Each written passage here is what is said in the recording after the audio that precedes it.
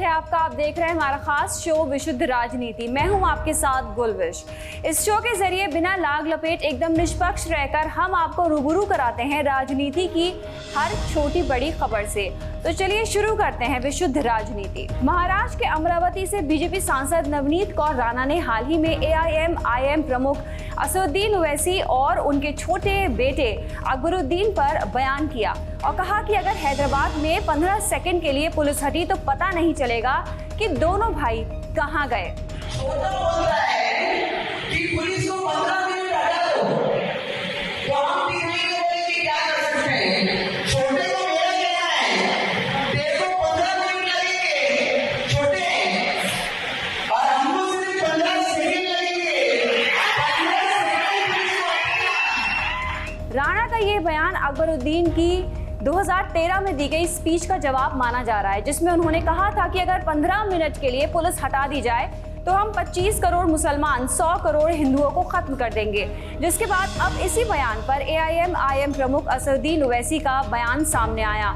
असदुद्दीन ओवैसी ने कहा कि मोदी जी को नवनीत राणा को 15 मिनट दे देने चाहिए और इस वक्त हर जगह मोदी जी की सरकार है। फिर देखते हैं कि आखिर क्या होगा। मोदी जी को मैं बोल रहा हूँ कि 15 सेकंड दे दीजिए, आप बिल्कुल 15 सेकंड दे दीजिए। आप क्या करेंगे? अखलाक का हाल करेंगे, जैसा मुख्तार को किया वही करेंगे, या पीलू खान या फिर अपना रकबर, बिल्कुल आप दे दीजिए। मोदी जी के पास इख्तियार है, दे दीजिए 15 सेकंड। 15 सेकंड ने बल्कि 1 घंटा ले लीजिए ना। हम भी देखना चाह रहे हैं कि आप में कितनी इंसानियत अभी बाकी है या नहीं है। करिए, कौन डर रहा है? कौन डर रहा है? हम तो तैयार हैं। लेकिन ये मामला जब शुरू हुआ नहीं देखिए, नहीं देखिए, हम तो कह रहे हैं ना कि करिए। अब ओपन कॉल कर रहा है सब चीजों का, तो ठीक है, करिए आप। कौन रोक रहा है आपको? दिल्ली में प्रधानमंत्री आपका, RSS आपकी, सब चीज आपका है, करिए। कौन रोक रहा है आपको? बोलते क्यों है? करिए ना, बल्कि हमको बता दीजिए कहाँ पे आना हम आ जाते हैं। दरअसल इस वक्त नवनीत और ओवैसी के बीच सियासी जंग देखने को मिल रही है, क्योंकि बीजेपी ने लोकसभा चुनाव में नवनीत राणा को अमरावती से उम्मीदवार बनाने के साथ गुजरात में स्टार प्रचारक भी बनाए हैं। नवनीत ने 5 मई को गुजरात में प्रचार के दौरान कहा कि जिसे जय श्री राम नहीं कहना वो पाकिस्तान जा सकता है, ये हिंदुस्तान है। अगर हिंदुस्तान में रहना है तो जय श्री राम कहना ही होगा। वहीं इसी बीते बुधवार को नवनीत राणा हैदराबाद में बीजेपी उम्मीदवार माधवी लता के लिए प्रचार करने गई थी, जब उन्होंने ये बयान आया जिसमें कहा गया कि अगर हैदराबाद में 15 सेकंड के लिए पुलिस हटी तो पता नहीं चलेगा कि ओवैसी और उनके भाई कहां गए। दरअसल हैदराबाद में 13 मई को चौथे फेज में वोटिंग होगी। यहां से बीजेपी ने माधवी लता को असदुद्दीन ओवैसी के खिलाफ उतारा है। बीजेपी ने पहली बार हैदराबाद सीट से किसी महिला उम्मीदवार को टिकट दिया है। हैदराबाद लोकसभा सीट 1984 से ओवैसी परिवार के पास है। असदुद्दीन यहां से 4 बार से सांसद हैं। उन्होंने 2004, 2009, 2014, 2019 में लगातार जीत दर्ज की है।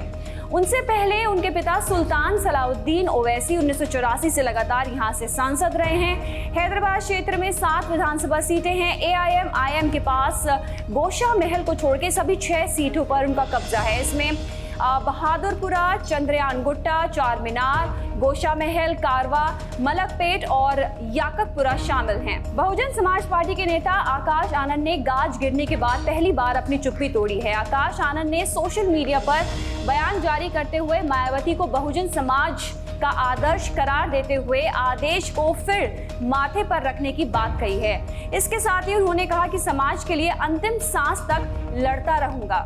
एक्स पर पोस्ट करते हुए आकाश ने कहा, आदरणीय बहन मायावती जी, आप पूरे बहुजन समाज के लिए एक आदर्श हैं। करोड़ों देशवासी आपको पूछते हैं। आपके संघर्षों की वजह से ही आज हमारे समाज को एक राजनीतिक ताकत मिली हुई है, जिसके बूते बहुजन समाज आज सम्मान से जीना सीख पाया है।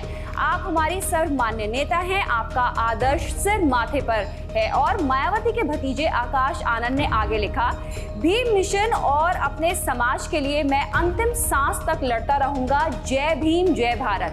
दरअसल हाल ही में मायावती ने आकाश के खिलाफ एक्शन लेते हुए अपने उत्तराधिकारी और बसपा के नेशनल कोऑर्डिनेटर के पद से उन्हें हटा दिया, जिसके बाद आकाश आनंद की पहली प्रतिक्रिया सामने आई है। कल हमने आपको बताया था कि जब PM मोदी तेलंगाना पहुंचे थे, तब प्रधानमंत्री नरेंद्र मोदी ने तेलंगाना के करीमनगर में पहली बार अडानी अंबानी का नाम लेते हुए राहुल गांधी पर निशाना साधा था। उन्होंने कहा था कि पिछले 5 सालों से कांग्रेस के शहजादे दिन रात एक ही माला जपते थे, उद्योगपति अंबानी अडानी। लेकिन जब से चुनाव घोषित हुए हैं, इन्होंने अंबानी अडानी को गाली देना बंद क्यों कर दिया है? प्रधानमंत्री ने कहा था, मैं कांग्रेस के शहजादे से पूछना चाहता हूं कि उन्हें अडानी अंबानी से कितना माल उनको मिला है। काले धन के बोरे भर के रुपए मारे हैं।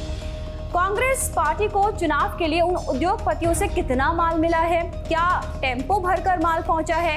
अब इसी पर पीएम मोदी पर प्रियंका गांधी ने पलटवार किया है। प्रियंका गांधी ने कहा कि शायद पीएम सुन नहीं पाते क्योंकि राहुल रोज अंबानी अडानी का नाम लेते हैं। शायद पीएम ने काफी दिनों से राहुल को सुना नहीं, शायद इसलिए ये बात उन्होंने कही।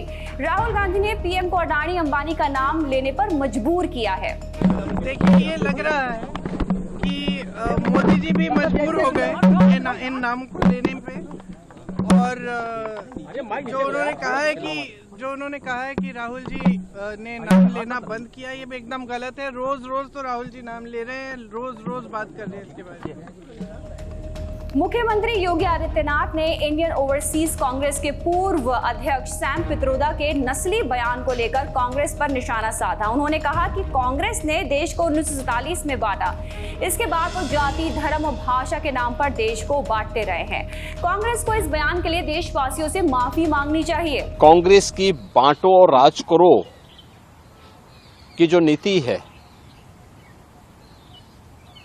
उसी को सैम पित्रोदा आज बयान कर रहे हैं। कांग्रेस ने तो हमेशा ही देश को 1947 में बांटने के लिए जिम्मेदार कांग्रेस,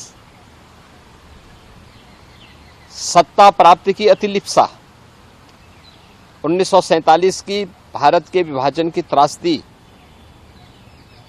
के लिए जिम्मेदार है। आजादी के बाद भी जाति के नाम पर, क्षेत्र के नाम पर, भाषा के नाम पर देश को बांटने का पाप भी कांग्रेस ने किया है। सैम पित्रोदा का यह बयान अत्यंत निंदनीय है। दरअसल कल सैम पित्रोदा का एक वीडियो सामने आया था जिसमें उन्होंने कहा था कि भारत जैसे विविधता वाले देश में सभी एक साथ रहते हैं। यहाँ पूर्वी भारत के लोग चीन के लोगों जैसे, पश्चिम भारत में रहने वाले अरब जैसे और दक्षिण में रहने वाले अफ्रीकी लोगों जैसे दिखते हैं, जिसके बाद देश में सियासी बवाल मचा जो अभी तक जारी है। तो विशुद्ध राजनीति में आज के लिए बस इतना ही। कल फिर से हाजिर होंगे कुछ और बड़ी खबरों के साथ। तब तक के लिए दीजिए इजाजत और हमें सब्सक्राइब करना मत भूलिएगा। श्रेष्ठ भारत पर खबरों से जुड़े रहने के लिए चैनल को सब्सक्राइब करें, बेल आइकन दबाएं और देखते रहें श्रेष्ठ भारत।